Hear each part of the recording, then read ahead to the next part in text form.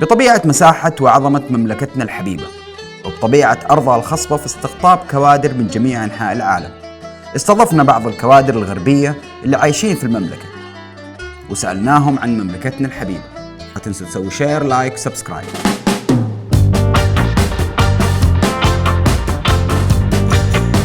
My first day in Saudi Arabia was October 12, 2011. 1977. I've lived my whole life here. The end of 2008. I first came to Saudi in May 2004. 2009, 10 years before. To be honest with you, when I got here, I really didn't have culture shock, and I did my research, so I knew what I was getting into. Mainly just the heat. The heat was a shock for me, but culturally, I don't know. I was quite naive when I came here. I wasn't expecting what I saw when I arrived. One for me, I came here and my cousin was here and I went out with him to the market and he was meeting the people and he was calling everyone Muhammad, Muhammad. I was surprised that he knows too much people. Then he told me that here people, when they don't know any name, they call him Muhammad. Basically, I love the tradition they have and their culture, the culture about how they dresses up themselves and how they actually carry themselves, especially with their dressing dope, and I like how the girls they wear. The most amazing thing I learned is their hospitality. They are very hospitable, and they respect their elders too much. And it's amazing for me whenever they meet their elders or their parents, they kisses their hands, they kisses their foreheads.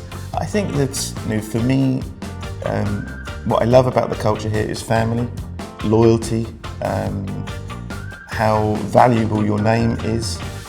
There's something that's really stood out to me. The fact that sometimes pride comes in the way of logic. So I remember when I first went home for Christmas, I said to I was like, oh, I want some Roman. I want some, I want some Roman. I want a fresh juice, right? I wanted a juice store. And so my family's looking at me like, what, William, what are you talking about? It's December. So it's that, halas, habibi, yeah, definitely. So there are certain things that obviously when you live somewhere 8 years, you absorb the culture, because you're honoring it. So obviously, like if I wear a thobe, before I open my mouth, people think I'm normally 3 things. They think I'm Arabic, Sudanese, or Nigerian. When I need to think like a Saudi, I can think like a Saudi. When I need to think like an American, I can. I'm going to try to not, when I went back to go to school in the 90s, my family was still here for much of that. But when I was in the United States in school, there were a lot of ignorant and offensive things that were said to me when I first went back, actually. Yeah, obviously, because when I entered the shops in India or in Pakistan, it's like I just enter and I'm like, Assalamu alaikum, and the people there, they're like, what the hell?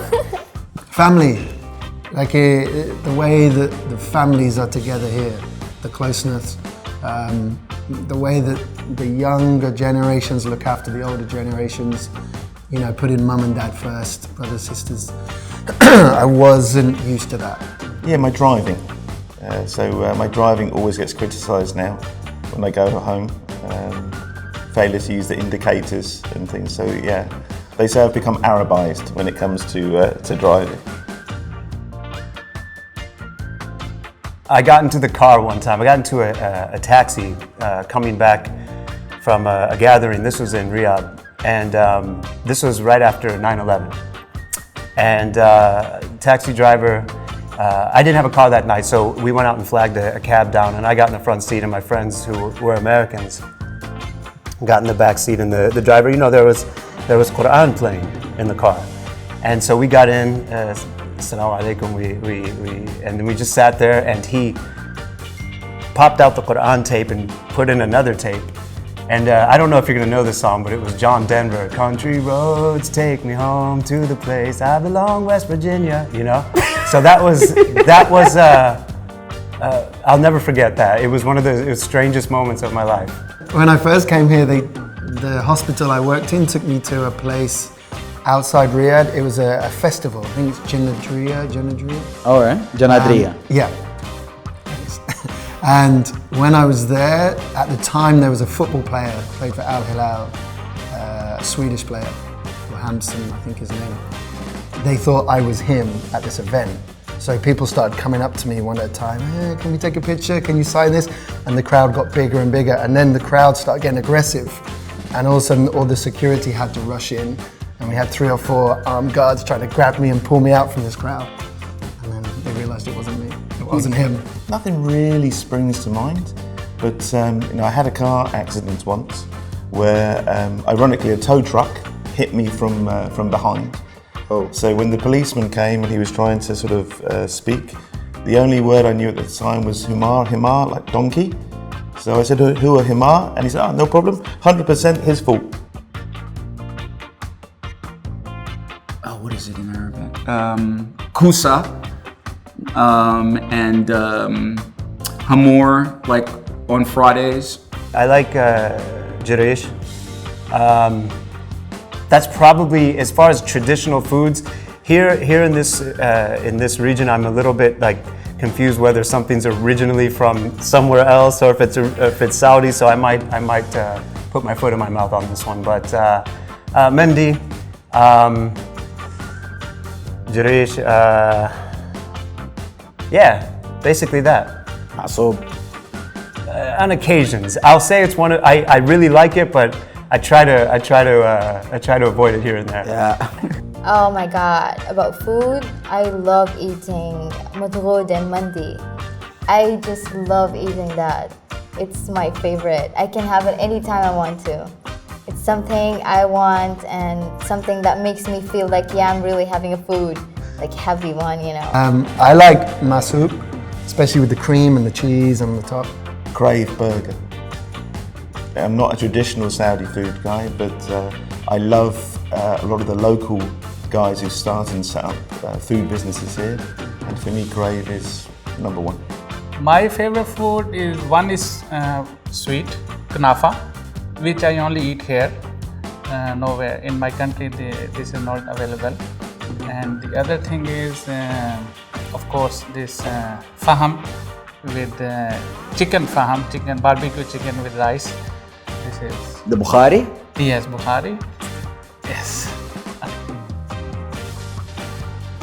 Jazan, because I was invited to attend a social media conference and some individuals invited me, so it was great because I've never been that south before, so it was amazing. And then after the event was over, I had the opportunity to hang with the locals and have local food because I love to eat. And so that's the first. The second, I would say Jubel, because they have a corniche like we do, so it was really nice, and I've never seen the eastern region before. Favorite place is, of course, Medina Munawwara. Okay, whenever I visited there, I feel raha and comfort. So it's best for me, for my spiritual and for my everything. Jeddah. Well, I mean, yeah, it's where I grew up, so that's why it's my favorite. There are other reasons why I like a lot of the other cities, yeah. I have 2, Corniche and fitness time. The Bahr, the beach. I mean, I grew up on the Corniche back in the days when the Balila guys on the bikes were driving, and all the memories that I have of my life by the Red Sea, and scuba diving, and just lots of other experiences. 2 riyals ice cream. Yeah, Yeah. of course. Well, I love going to Balad because it's an historical place. I love exploring like the old things, you know, like what we have back in the decades, like old days and stuff. So I really like going there. In Jeddah, it'd be the Corniche, the beach, and the desert. Jeddah's, the good thing with Jeddah, you've got a bit of everything. So yeah, for me, I love the desert. I love the freedom that it gives you. The beach and the sea is amazing, and the Corniche have done a fantastic job.